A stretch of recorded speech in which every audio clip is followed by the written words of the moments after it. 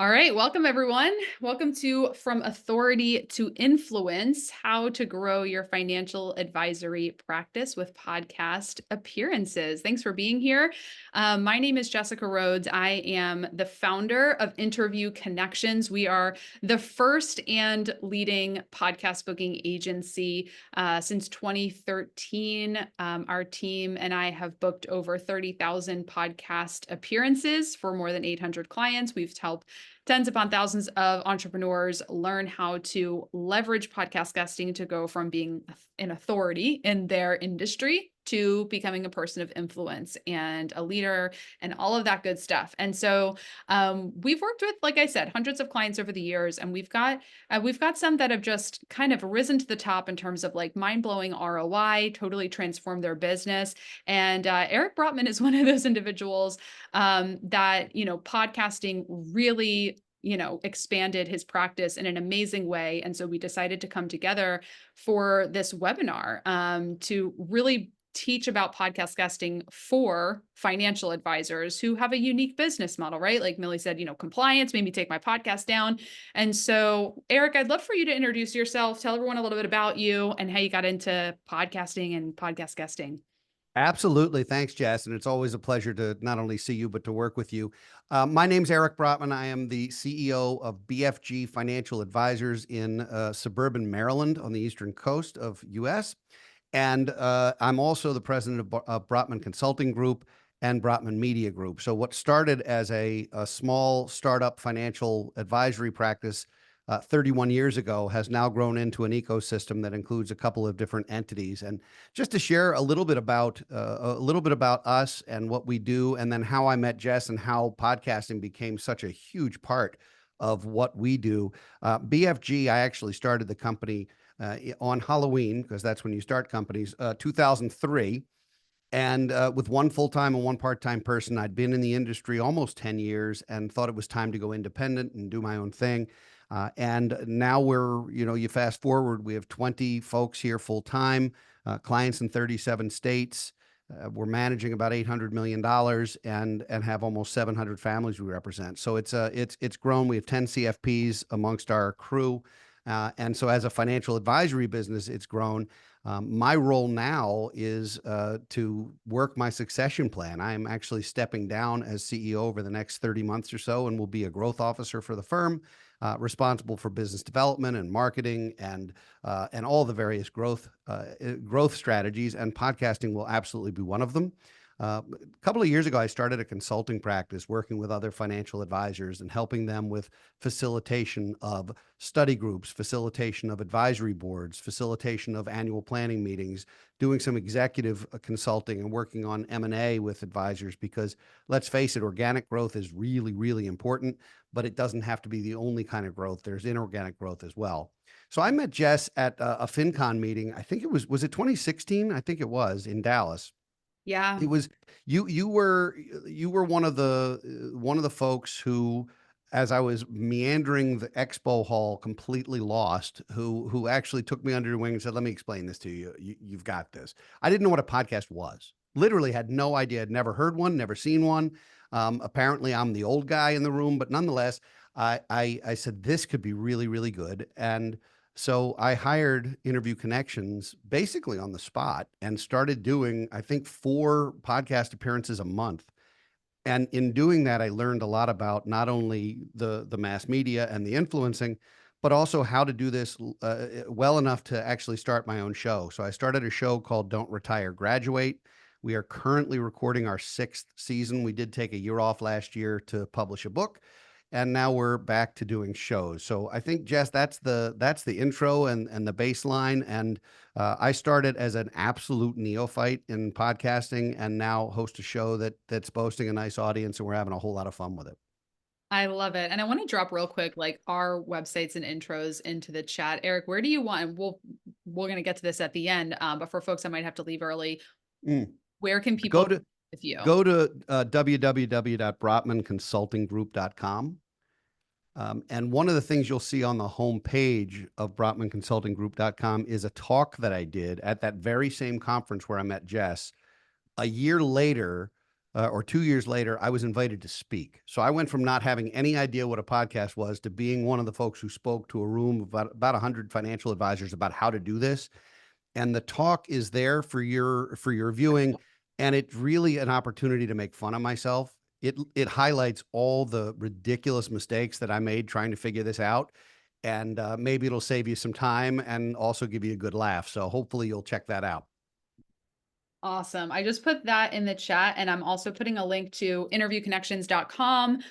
We're a podcast booking agency. So if at any point this call, you're like, I want to get booked on podcasts, you can book a free discovery call at the link that I just put in the chat, interviewconnections.com, and we can talk and explain how, what it would look like to work with us. So Eric, let's talk a little bit about why podcast guesting for financial advisors specifically. Like I was actually meeting in person with our booking team this morning, and we were talking about how like the financial advisor industry, it's saturated. There's a lot of us, or us, honorary certified financial advisor. Yes, There's a lot of yes. you. There's a lot of people that do this. And so why and like why is this a strategy that fellow financial advisors should really pay attention to? It's ironic that you say there's so many of us. There's such a huge shortage of financial advisors and an even bigger shortage of good ones, that there's plenty of room. And I see a lot of abundance in our industry, and I see a lot of opportunities for the folks on this call to collaborate with each other and not see each other as competition. There's just so much abundance out there. However, I will say that in the absence of podcasting or some type of unique voice, we all sound the same. I was at a conference once with 35 or 40 other financial advisors, and we were given a task.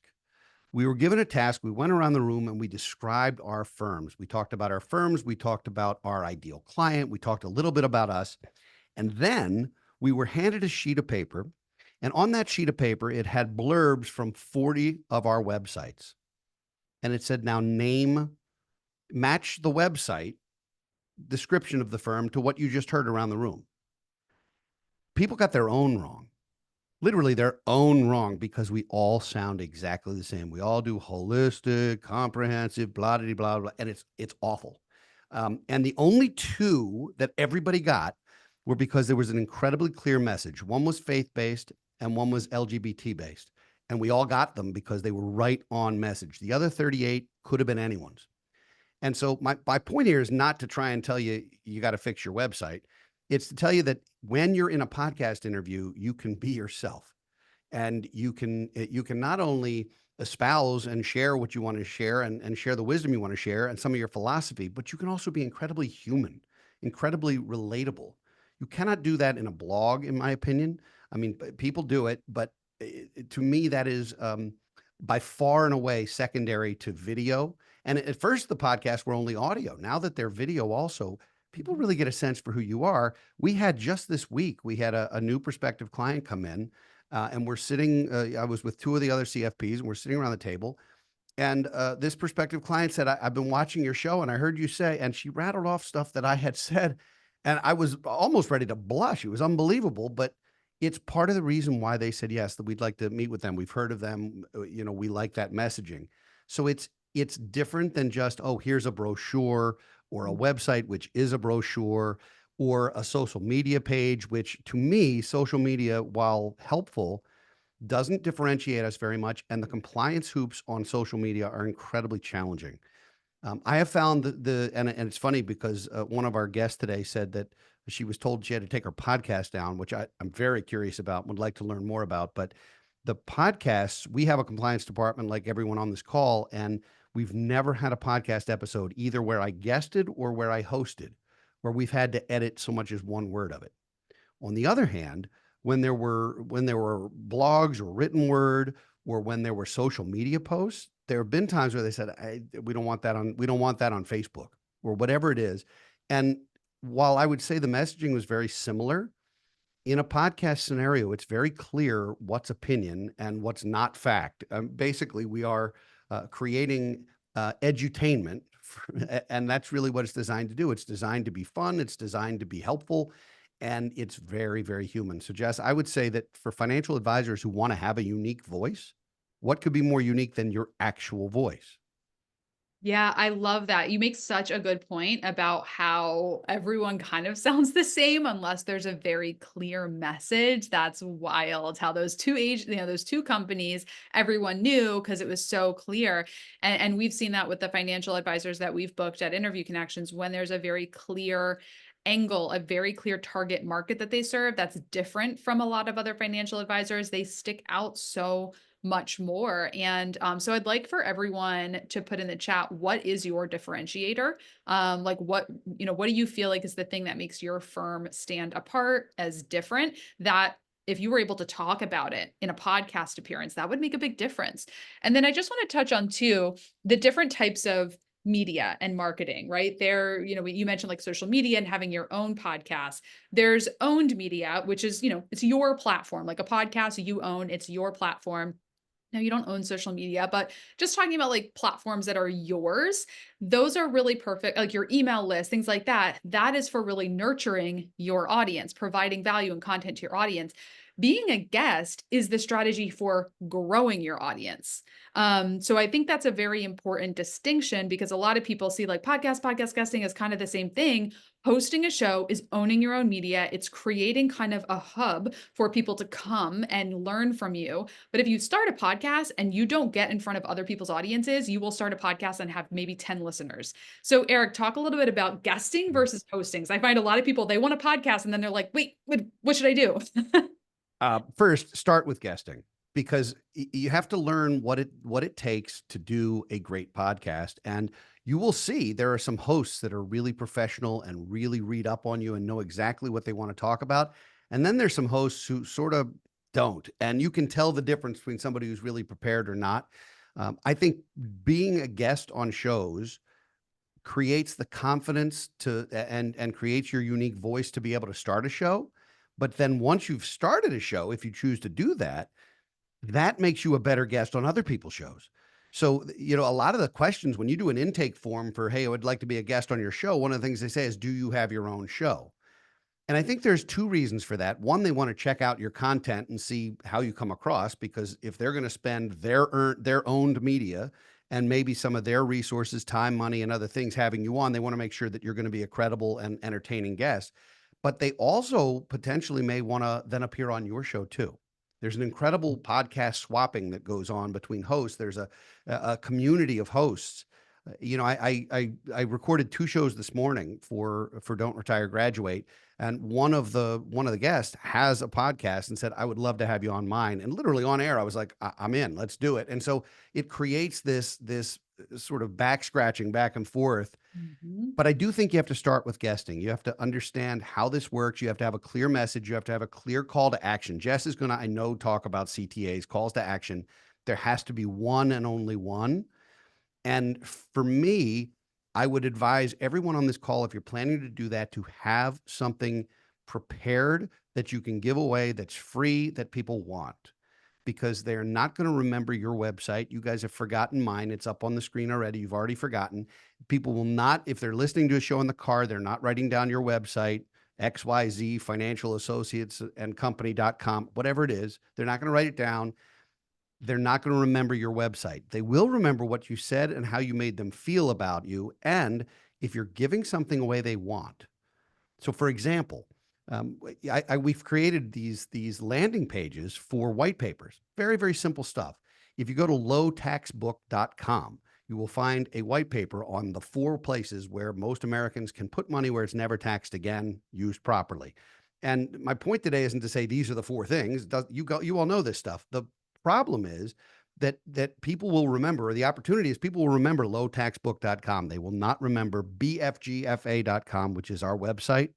They will have no idea. So if people are interested in taxes, or they're interested in buying a first home, or they're interested in downsizing, or they're interested in, or it's about marriage, or it's about divorce, or it's about whatever the content is that you're talking about, have something free and use that to cultivate. Jess mentioned your email list.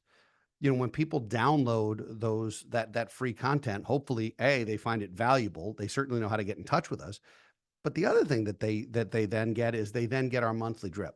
Mhm. And of course, you can opt out, but people really don't, because by the time they've read your material, they're interested in what you have to say enough to stay on that. So long as you're not spamming the heck out of them every day. If you send reasonable, good monthly content or regular content, they've already said, I liked your show. I liked your message, either as a guest or as a host, enough to actually go online and download your material. I'm happy to get your email. And it does create business. It created, Jess mentioned ROI. It created a lot of ROI for us, even in the first year. I don't know that that happens to everyone. In fact, I'm certain it doesn't. But having that right message and the right calls to action and the right one sheets and other types of strategies, which I'll let Jess talk about in detail, those are things that they flat out work. Yeah. I just put an example of a new landing page that we put together at interviewconnections.com, which I'm using as a call to action when I'm on podcast, which is a podcast interview prep checklist. Because a lot of our audience, they're saying, well, how do I prepare for my interviews? They're new to podcast guesting. And so they're like, what should I do to prepare? How can I be ready? And so we put together a prep checklist, put it on a nice, simple landing page. People can opt in. And as Eric said, then they're on our email list. They're getting our content, our message, and things like that. Because podcast, it's top of funnel marketing. People are hearing about you for the first time. It's that first coffee date with a new person. They're not necessarily always going to be ready to make an investment right away. But they're hearing about you for the first time. And for them to continue hearing from you at the end of your podcast appearance, you need to give a call to action so that they reach out, they opt into your email list. We've had other CFP clients that offer a free discovery call, and then they'll give a copy of their book for free when they book the call. And they've gotten a lot of leads that way. I want to answer a question that is in the chat, and I believe, and Douglas Bedford is on the Interview Connections team. So if you want to direct message anyone from Interview Connections, you can message Douglas. Mark says, I'm not a financial advisor. I'm a 50-year veteran of the real estate brokerage business, specializing in land, commercial, and industrial properties, all of which include major financial components. How can you help me? So I knew there's some folks here that are not financial advisors, but you were drawn to this because there are financial components, and so it's perfect. So, I mean, number one, I hope you're seeing, Mark, just through the value of visibility to new audiences. This is a strategy that helps anyone who's in a very, I know that Eric said there's kind of a shortage of financial advisors, but if you're in an industry with a lot of people who kind of do the same thing and maybe have similar messaging, like how do you stand out? Well, this is all about taking your authority. Like you're 50-year veteran of the real estate brokerage business, like you have authority, you know what you're doing. Being a guest on podcasts is a way for you to communicate that authority and become somebody of influence. Eric, how would you define the difference between being somebody who has authority and expertise and being somebody who is an influencer? I'm going to be very cliche here, and forgive me in advance. But so many of us learned early in the business that no one cares what you know until they know that you care. And it's very cliche. However, in this particular case, we are authorities. The day we earn our CFP or other licenses, whether it's real estate or financial or accounting or whatever, we are authorities. We know what we're talking about, but we have to be relatable, accessible, approachable, and I think very human in order for that message to land. Because I know a lot of really smart people who I would not necessarily want to spend 10 minutes at a cocktail party with. And that's not to pick on them. It's just there are some people who you really just can't wait to hear from, and some people who you're like, wow, that person's really smart, but I'll pass. And so I think there's a human component to it, Jess, that is very relatable. Yeah. Yeah, and I think what you said about the emotion is really key. When somebody reads the information on your website, it's like that left brain thinking, like, cool, this is information. I now understand something more about taxes and how to invest. When they hear you on a podcast, answering questions, giving information with a story, with their tone of voice, with Yes, yes. connection, that is where the emotion is. People make decisions, investment decisions, who they're going to work with on their real estate or their finances or their wealth management when they have an emotional connection. The trust needs to be there, because I can tell you, like me being the person here who's not a financial advisor, if I'm going to say, okay, I trust you, financial advisor, to manage my wealth and help make sure I can retire or graduate, Of you course. like, I need to feel that emotional connection. I need to have that trust and the alignment too. And that's where it's very important to communicate who is your unique audience. It's very easy as a financial advisor to say, I could help anyone as long as they have, the minimum number of assets that I require in my firm. But who would connect emotionally with you? Like, who's going to be most alignment? The example you gave earlier, the firm that specializes with LGBTQ. Well, it's going to be really easy for anyone in the LGBTQ community to say, I'm going to work with them because I know I'll be comfortable with them. So Eric, do you want to talk a little bit more about like the target audiences and how important it Yeah. is to have a specialization?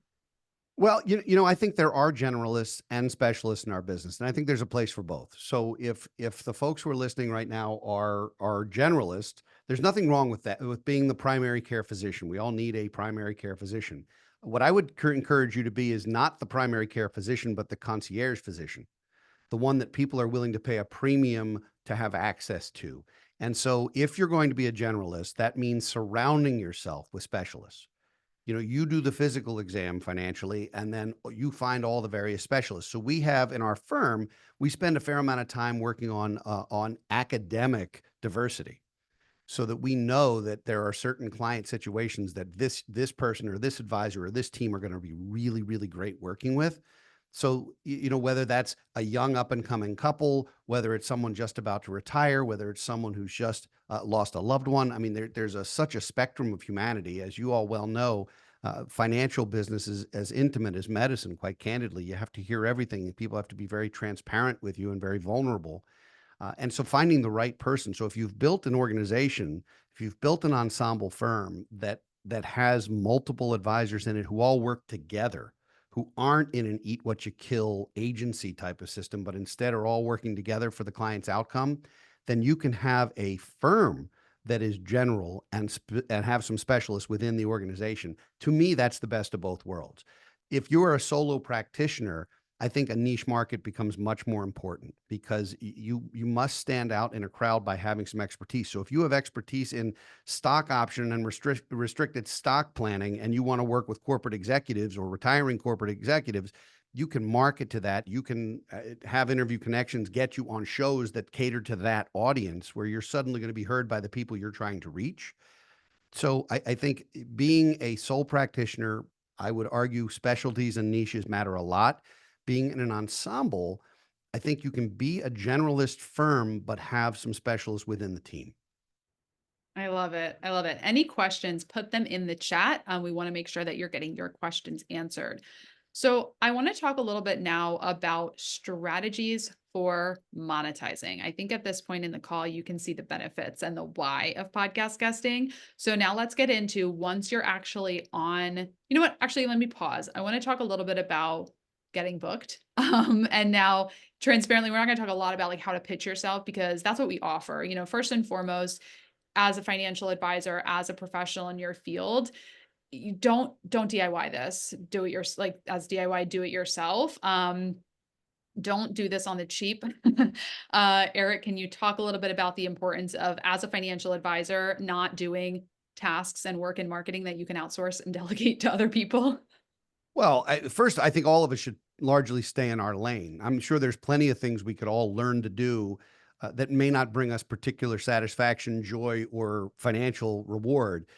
To me, the things that you can outsource are the behind the scenes. For our own show, we outsource some of the guest services. We outsource all of the engineering. I'm not sitting around editing shows and posting them on social media and creating the clips, and that's not what I do for a living.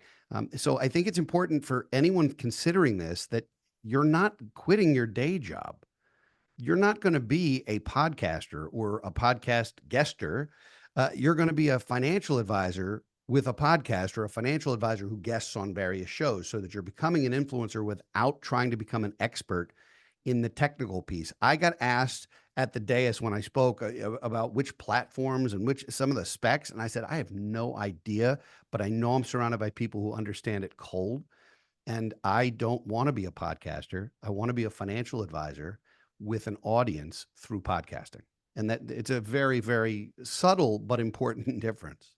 Absolutely. So Larry says, I'm not a licensed advisor, but I've been real estate, insurance, series 6 and 7 in all 50 states, worked for Merrill Lynch, Oppenheimer, then GE with billions in offshore legal by the IRS and treasury approved by all. Okay. So basically Larry's very credible and very has authority. Okay. And I think that's really like the theme of this. You're all here because you have authority, you are credible, you have a lot of experience in whether it's real estate or financial work. So how do you get booked? Can you be a guest? Yes, anyone can be a guest. My first podcast appearance as a guest, I was 6 months into my business. I was a new mom, and people were interested in my story about how, as a new mom, I was starting an online business from home. So anyone can be a guest, especially everyone here who has this level of authority. Now, how do you actually get booked? How do you stand out to podcast hosts? So, number one, podcast hosts want to bring guests on their show who have value to bring to their audience. And they want to bring guests onto their show who are going to help to grow their audience as well. So it needs to be a win-win. Number one, like one of the biggest things we were again, our booking team was all meeting together in person this morning, and our team all said, clients need to have a website. Like it is extremely difficult for a podcast host to accept a guest if they don't have much of an online presence. And I'm not saying you need to be famous, you don't need to have a huge following online, but you need to have a nice website, you need to have a nice professional LinkedIn. If like it's that first impression. Like if somebody shows up to a networking event and they're all sloppy wearing sweats, no one's going to want to talk to them. But if you show up in a really nice outfit, you look good, like people are gonna be like, "Oh, look who's that person?" Like they look like they're important and they have some value to bring. It's the first impression. So number 1, you may have a ton of authority and credibility, but if your online presence does not communicate that, that is number 1. Gotta get that. I had a call on Monday, and, the prospective client I was meeting with telling me their whole breadth of experience, 45-year, all this stuff, and their online presence, they had just started marketing on social media recently, and I'm like, "I get that you have the authority, but there's a disconnect." Like, you're gonna like, you've gotta build up your online presence for hosts to believe you, that you have that. So, Eric, from the host perspective, like, why is it Mhm. important for people to have a nice online presence to get noticed by hosts? Well, when someone requests to be on our show, one of the first things we're going to do, we're going to read their pitch because the pitch will include the types of topics they can talk about. It'll have links to some of the appearances they've already made. It'll have links to some of their collateral, things that we're going to look at that we're going to check out to make sure that we sort of vet a potential guest. Um, in addition to that, we're gonna want to know that this is a person who has enough of an audience or enough of an influence to share our show with their audience. See, what's the reciprocity between the host and the guest is really a big deal. When you're guesting, my feeling as a guest was always to make the host have a great episode. If the host had a great episode, first of all, he or she was going to share it every place. And secondly, which was going to get me noticed by people I didn't know because I don't know the listeners of their show. And secondly, by doing that, they're going to stay in touch. So we keep a database of any show I've ever been on and anyone who's ever guested on our show. And if it's been a really successful thing, we'll keep sort of that tick mark in the column and say 12 months or 18 months later, if we're doing a new book or a new project or there's a new tax law or something that we want to talk about, we can go back to the well and they will remember that we were terrific. And so it's really, to me, it's really great as the guest to make the host look good and to make the host want to share it with their audience. Their audience is bigger than yours in most cases. And you can request when you're booking shows, hey, only want to be on shows with so many average listeners. I think in the beginning, it's a little unnecessary to do that because you're going to make some mistakes. You're going to flub a little. If I listen to the first couple episodes of my podcast, I can laugh at myself now. I've done over 200 episodes, and they're better now than they've ever been. I'd like to think, but you sort of learn on the fly. None of us are podcast hosts for a living. Yeah. When you are hosting a show, you want to bring guests on who are going to relate to the audience you know you have. So that I know that the listeners to our show who connect with us on social media or who have promoted the book or given us a review, I get a sense of what they're looking for. And I try to find guests that are going to bring information, but also entertainment and humanity to that discussion. It's not having somebody on who's brilliant but boring will not keep your listeners happy. It just won't. Absolutely. So we have a question in the chat that I would love your assistance in answering, Eric. Sure, So sure. Alexi asks, is your service strategy better suited for independent advisors, or have you experienced it working for registered reps? Asking mostly from the compliance standpoint. Um, so I don't know if you can see that question. I can. And Alexa, your question's great.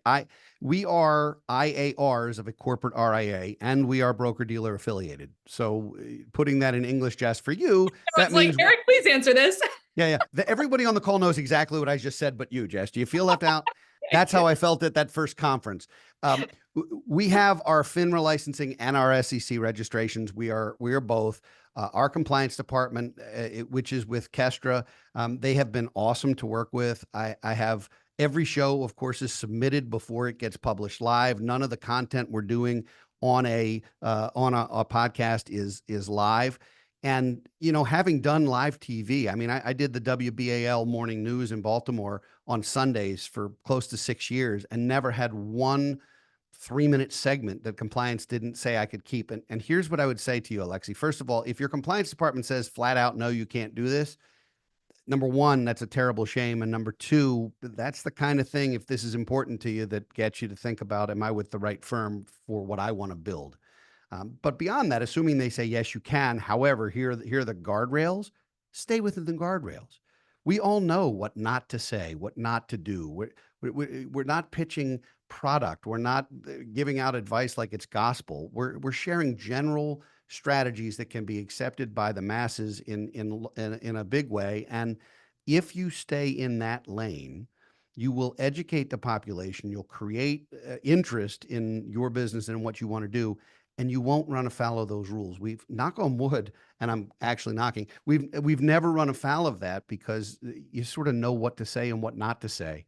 And we've never had to edit an episode. We've never had to add any additional disclaimer or disclosure. They're at the end of every episode we record, of course. And when we post it on social media, we have it approved before we post it so that it's being used in multimedia type of way. But in 200 episodes, I've never had one said, hey, oh, you can't do that. Never once. Perfect. And I just dropped a link again to your website for anyone that is like, oh, I would really like to work with Eric as a consultant, help me grow my firm, understand how to do all this, in regards to growing your practice. Go to brotmanconsultinggroup.com. Yeah, I mean, I don't know how to translate the language of what Eric just said. Once you decide that, yes, I want to be a guest on podcasts and I know how to navigate it with my compliance department, we can get you booked. So that's exactly what we do at Interview Connections. We're a guest booking agency where you work with us and we do all of the work to build your one sheet, get you booked on podcasts, help you monetize it. Larry asked, like, what if I'm brand new at this? And so my clarifying questions is, if you're brand new in business and you don't yet have the authority and the clarifying in your messaging, you likely need to build up some experience. But if you have authority, you have a business, but you're brand new at podcast guesting, that's what we're here for. Like when Eric started working with us, he didn't know what a podcast was. You don't have to be experienced in podcasting and marketing to be able to use this strategy. In fact, it's actually a perfect marketing strategy for someone that's new at marketing because it's just using your voice and using your stories, all things that you could just talk without any preparation. So just kind of depending like what you're new at, you do need to be able to give your elevator pitch. You need to know what your message is and who your market is. But if you're stuck at how do I get it out to the right audiences, that's where Interview Connections comes in, because we actually do all the work to research and find the shows. And so I want to talk a little bit about like the qualifying of the show, because Eric, you had said like, you don't want to limit yourself and say, oh, well, I want to be on shows with this size.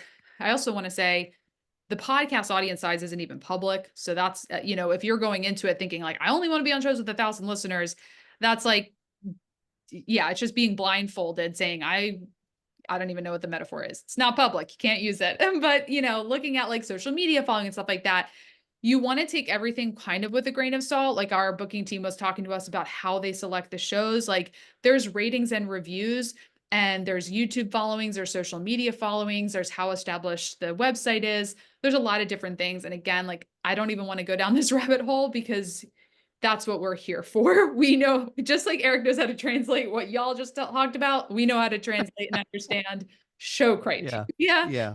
Yeah. So, yeah. So like, how do I contact you? Yeah, so I'll just drop my website again, in the chat, and then Doug can also direct message you if you're interested in booking a call to see what it looks like to work with us. I just dropped the link in the chat there. So, again, we talked a little bit about why it's important to have a nice online presence, to show podcast hosts that you have a platform as well, whether that's a LinkedIn and a website where you're going to be posting about your interviews. I'm sure, Eric, you're posting your podcast appearances. Like I post my podcast appearances on my website and I'm posting them on social media. When hosts see that you're actively promoting yourself as a thought leader, they're going to look at you as somebody that's going to be a good collaborator, which is really what guests are to hosts. They're someone to collaborate with and to mutually create a great podcast episode. So have that online presence and then, delegate the pitching. It is very time consuming. It can be very tedious to research and identify and like, is the show currently publishing? Do they take guests? Is this my target market? So delegate that. That's what we do at Interview Connections.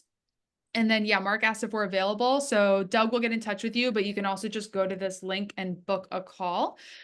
Um, so knowing what shows to be a guest on, and then let's talk about the famous one sheet. Mm.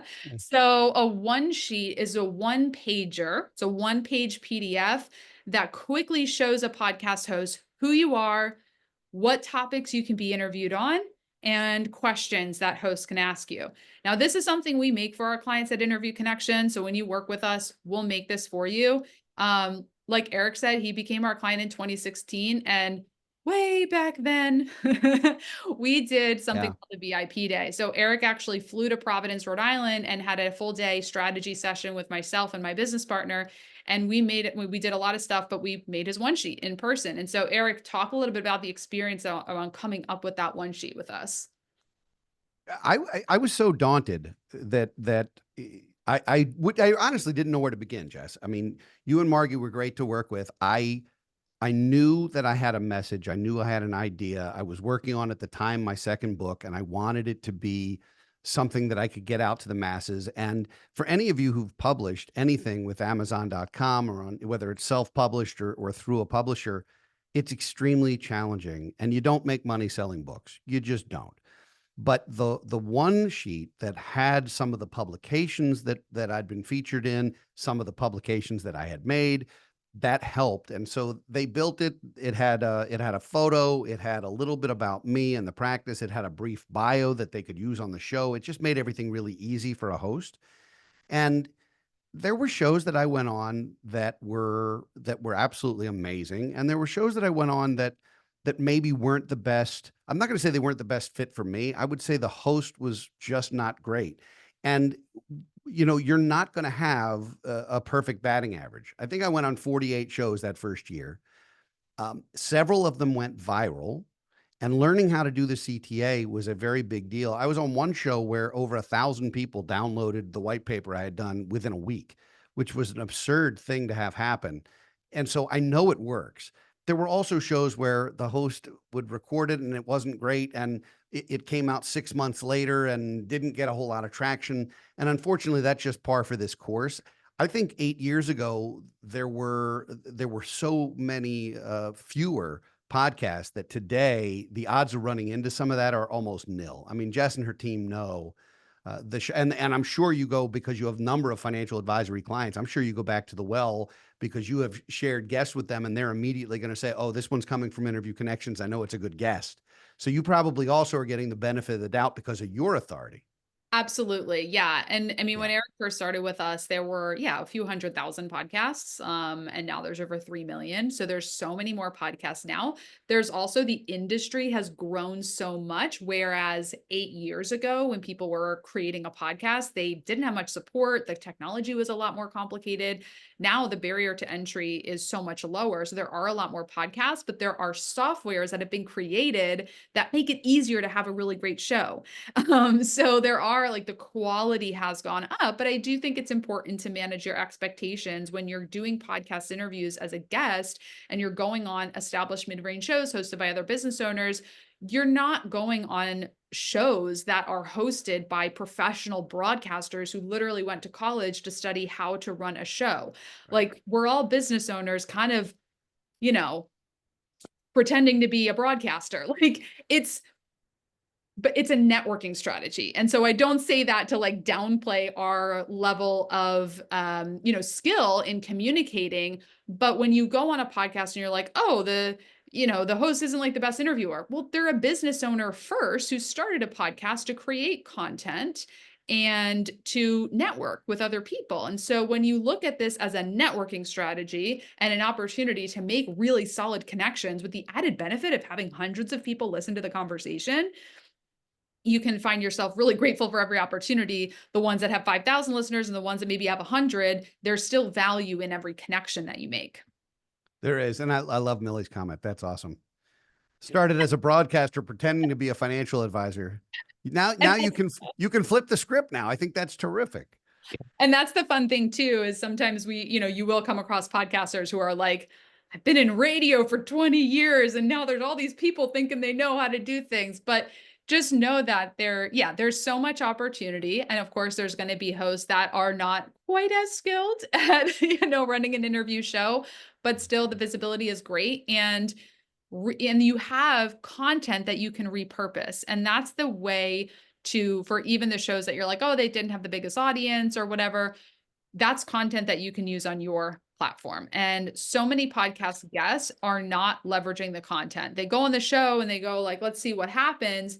But when you go on a podcast and then post it on your website, send it out to your list, send it to potential clients before you have a consultation call, repurpose, like edit clips from the interview, then you can almost treat that podcast appearance as content creation hour. Like someone just produced an episode for you, which they Yeah. probably spent hundreds, if not thousands of dollars to make that episode. Use it. That's a huge gift. That's a huge opportunity because creating content, it's not all of our favorite things, right? It takes a lot of time and creative energy to create content. But if your best content comes from you answering questions, like, let me know in the chat or just kind of use the little emoji on Zoom. Like, do you struggle with just creating content on your own versus do you do well when people are just asking you questions? Like if somebody came to you and just started asking you questions about like investment and wealth management, where you're like, oh yeah, I could talk about this all day. Well, that means podcast guesting is probably a strategy that's going to work very well for you. If I can jump in, I mentioned earlier doing broadcast television. Broadcast television never generated a client, not one time. I joke that I used to have people accost me at the bagel shop and be like, "Hey, you're that guy. We saw you on TV." People recognized me, but it never created business because they weren't watching the Sunday morning news because they were interested in finance. They wanted to get gardening tips, get the weather, and see who won the game last night. So, because that was high profile, it was a cool opportunity. I had fun with it, but it didn't generate business. On the other hand, podcast, number one, if there's an audience for a show and they listen to it regularly every week or twice a week or every other week or whatever the cadence is, they're checking that show out because they're already interested in the topic, in the show, in the vibe, in the host, or in the guest. There's a reason why they're there. So they're there on purpose. They didn't stumble on a 3-minute segment while they happened to be watching NBC. So, and it's evergreen. To Jess's point, you have this content forever. And so the ability to repurpose it, the ability to put it into a monthly newsletter or to share it on social media or to use various clips or various quotes or to stay in touch with these hosts is a very big deal. I can tell you that the doors that have opened for our firm because of podcasting, it makes me feel a little bit like Forrest Gump. It's like 2 degrees of separation to being in every kind of room you can think of. When Jean Chatzky contacted us and said she wanted to guest on our show, that was an unbelievable thing. I mean, that's the Today Show coming on my show. Like, what are you kidding me? But those kinds of things do happen. And we did a show about health savings accounts, and the topic was almost irrelevant. The fact that we had a high profile guest was amazing. So some of the opportunities don't come directly from the show. Sometimes it's 2 degrees of separation. I did a show on planned giving and philanthropy, and then was asked by a local high school here to do a webinar with them to their donors about philanthropy. And I got a call this week from someone who said, "We just saw your webinar with that high school, and the Archdiocese of Washington would like you to do one for them." And I'm like, "Fantastic, let's do that." And so it's a couple degrees of separation. I could track that big speaking opportunity to a smaller speaking opportunity to a podcast conversation that might have been one question on planned giving. So it really, you have to stay at it. Don't do it for a month and then quit. It's something you should do regularly. It's like almost like a fitness routine. Stay at it because you're only going to get better at it, and people are going to take notice, and that's the influence. Oh my God, I love that. And I think that really demonstrates the importance of doing this long term. So there are strategies that are short term client acquisition tactics. Like there are things I'm sure that you all know that if I do this, it'll get me some leads in the door within the month. Like turnaround, advertising, client acquisition. This is brand building. This is building your brand. This is creating influence. This is creating and causing a ripple effect around the globe, really. Like the Archdiocese of Washington, like calling you up and saying, I want you to come to a webinar. I mean, Jess, I am doing tonight in 4 hours. I will be on Australian television. wow. I was discovered because of a podcast. I now appear on a show called Talking Wealth in Australia regularly for two reasons. One, they like my content, and two, and I'm not making this up, I was told by the two hosts that the women in Australia like my accent. I've Uh, never I've never heard such a thing, but that honestly happened to me. So I'm going on a show tomorrow in Australia that is tonight here in Maryland, and it's all because of those kinds of things. And I've actually sold more books in Australia than in the United States because of that TV show. What? Like that makes no sense, but it's true. and Completely true.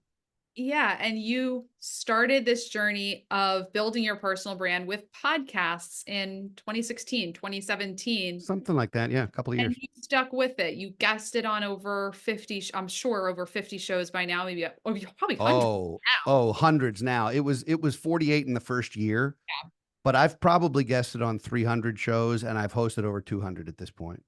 Yeah, this is over the course of many, many years, Yeah, getting yeah. better and better and better. I mean, look at Eric's setup now. In the beginning, it was like, what microphone do I use? Like, how do I set this up? And now he's got, the top microphone, the background, like everything. But that didn't happen overnight, didn't happen the first day or really even the first year.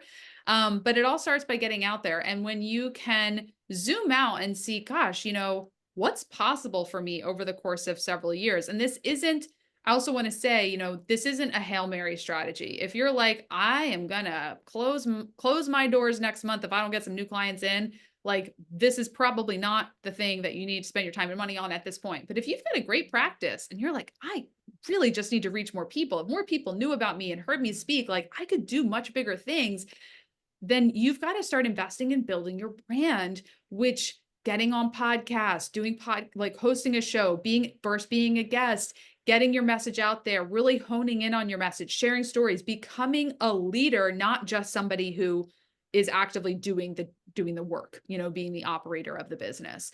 Um, any other questions? Put them in the chat here. If you have I'll just say, just real fast, setting Mhm. this studio up in our office, the equipment, the microphone, the soundboard, the headphones, and everything else was there was no comma in it. It was less than $1,000. This was not expensive. It looks fancy and it feels good, but it was not expensive. You don't have to spend a lot of money to get excellent sound. If anything, we've upgraded certain things, certain lighting, and certain things over time, but just getting started, this was not a heavy lift at all. It was a very inexpensive thing to do. It's not like putting in a green screen and having video cameras and all that kind of stuff. It's very much a simple thing. And I'm sure Jess has relationships with people who do this, but I know we have relationships with people who do this where they'll literally send you an Amazon cart and say buy these 5 things and we'll help you do a setup, and it's really very simple. And I don't have the first clue how to do it. I just know it works, and it was not expensive. Yep, absolutely. Yeah, when you know the right people and have the right people on your team, it's really not expensive. And look at your business and just, you don't have to put it in the chat, but just ask yourself, what is one client worth in my business? Like if I signed on one client, how much money do I make? How much revenue do I bring into my company? And like, what do you need for this to be a smart investment decision? When you work with Interview Connections, I'll tell you it's a $17,000 investment for the year. We have a payment plan. We're running a Black Friday sale, but how many clients do you need to actually say, oh, this is actually a really good, like, this would not be difficult for me. If I got in front of thousands of people who heard me, I could absolutely get clients from this. Um, then take that step forward. Right now, podcast hosts are scheduling into January. There is a ramp up. It is a long-term strategy, but start. Don't let this be something that you're like just thinking about and oh, that'd be really nice. Like Eric's really inspiring, but I'm just going to keep doing what I'm doing. Like if you are ready to grow your brand, then you got to take action and start getting out there. Yeah, the ROI for us in year 1 was 400%. It was 4 times, and it took 6 months before anything happened. It wasn't overnight. It took some time, and it took some practice, and it took getting lucky. Let's face it, sometimes you just hit the right message with the right host or the right show, and it happens. It could have been 6 months, it could have been 18 months, it could have been 30 months. It still would have paid for itself in multiples and continues to because, for the financial advisors here, one client that stays a client for the long term is paying you on an annual basis and hopefully in an increasing way so that it actually pays for itself forever at a given point. And I don't know about you guys, but for us, that is one client, maybe two. And if that's the case, to me, this is if you want to do this. Now, hosting a show is a bigger time commitment. It's a bigger financial commitment. You have to decide you want to do it. I'm now so much a believer that that is part of our marketing budget every year, and we pay an engineer and some services to help us. But to just be a guest, the barrier to entry is almost nil. You'll have a one sheet. You'll have a list that you'll get on a regular monthly basis or what have you, saying, "Here's some shows we want to pitch you to. Here's how it went." And I can just say that Jess and Margie and their team are awesome, and I wouldn't use anybody else for it. I just wouldn't.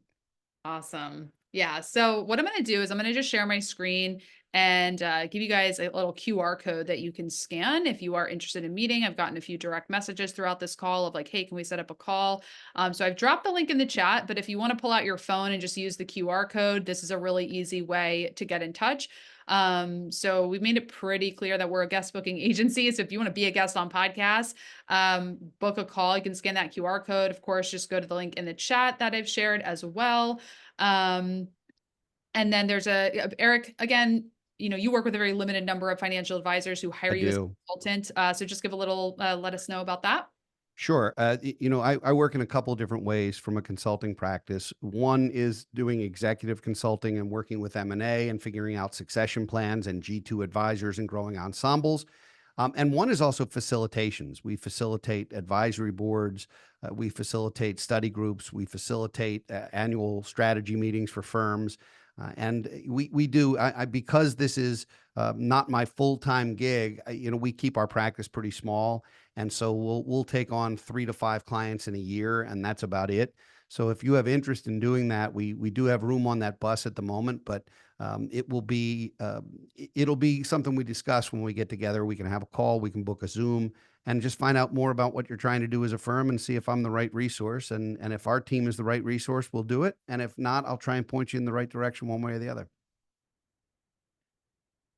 You're muted, Jess. Rookie mistake. Rookie mistake. How did that happen? I was responding in the chat and I want my tip tappy typing to come through the sound. Mm, But yeah, and if you want to be booked on podcasts or just curious like what it would look like to work with Interview Connections, very similar vibe to what Eric said. We'll have a call. We'll explain. It'll either be with me or Douglas, who's on my team, and we'll see if our program is the right fit for you and your business, and if you're the right fit for our program. And if it is, we will work together. If it's not, we'll point you in the right direction. Just as Eric said. So no pressure and no risk really in booking a call. If at all in this call you were like, this sounds like it could be a good fit for me, book a call with me or Eric to see what our respective services have to offer you. And thank you so much for spending time with us.